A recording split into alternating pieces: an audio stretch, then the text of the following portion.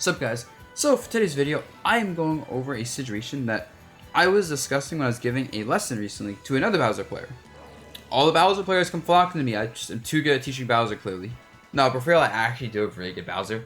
I took a lot of time trying to learn the character, and Ultimate was a new game, and I still play the character a little bit. But it's just a general thing that you can apply to any character. So in this situation, if you're the Bowser player, what do you think you should do? Alright, enough time to think. If you answer with any option that's aggressive, like doing this, doing like this maybe,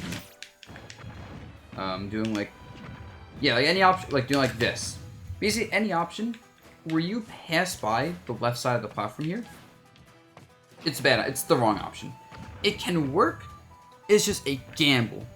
Because once you give up this space and even move here, you are in a situation where you and the Peach player are both basically making reads, which, to be fair, the trades are still in your favor because of the positioning, where it's like, if you trade, and ignore the percents, I just use this as an example, but like if you trade, Peach is going to be off stage at the ledge, and you're going to still have stage control to work with.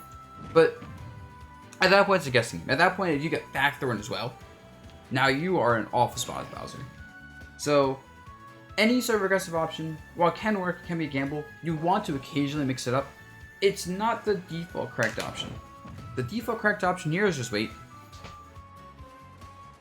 Because in this position, you have the option to like fall through forward air safely. You can be here, like do a tilt, you see some jumpy, you can also fall through flame breath. See some run up shield, you can side B. And if you see Peach jump, you can like forward air, you can cover that. And now from the Peach player's perspective, look at this, it makes a lot more sense. If I want to do a quick option Bowser can't react to, it's not going to reach, right? Can't hit him. Yeah, I can do like forward air, which is definitely slow enough to be reacted to and punished. So, like side B does not hit. I can do like jump side B maybe. But that's so slow, right? That's so slow. And also Bowser players, you can, or anyone, you can choose to be on the ground here and kind of cover the same thing on the ground. The same logic's going to apply, except you have to respect dash attack a bit more. But like this position is phenomenal for Bowser. Peach doesn't have unreactable tools that's going to hit you. So when she moves forward, you can then react to her with like, oh, fall through forward air, fall through whatever. Like there's so many things you can do here. Now what if she jumps at you? Like, yeah, if she wants to like jump and float, easily able to challenge her with whatever you want, easily able to cover this. Well, she double jumps. I talked about this in that video, right? That I posted up recently of how like double jumping in these spots is just bad, straight up, just awful. You don't want to do it. So she can't really do that out of the corner.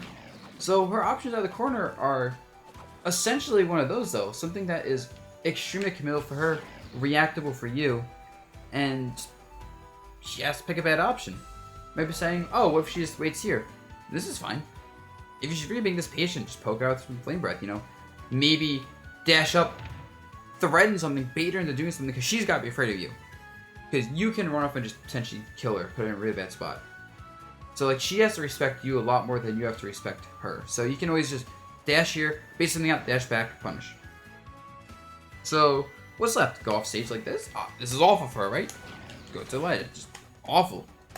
Maybe pull a turnip, reactable. You can't necessarily punish this on reaction because of the spacing, but you get the pressure, you get to hit her shield safely, maybe even grab her. And the turnip doesn't really do much anyway for her. Right? Like, it's decent, don't get me wrong, but this is such a good middle option, it's scary to do here, because what if you do just choose to go, like, even just like this? What if you do choose to say, hey, you're doing a turnip, I'm gonna run off inside B, like.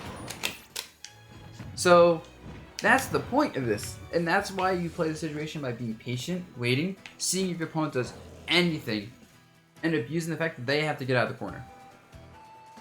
Because a good player is going to say, hey, I'm going to let you overextend.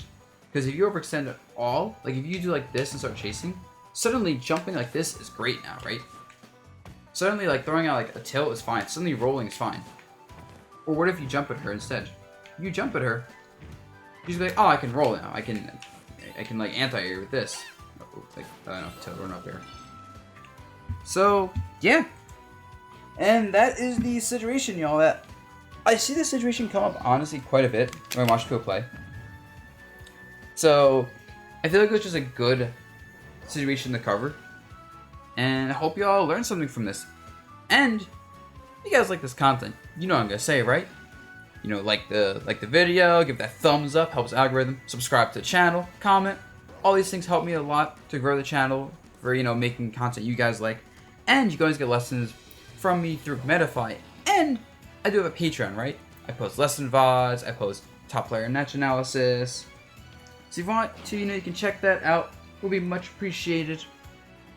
And with that said, everyone, hope this was informative. Peace out.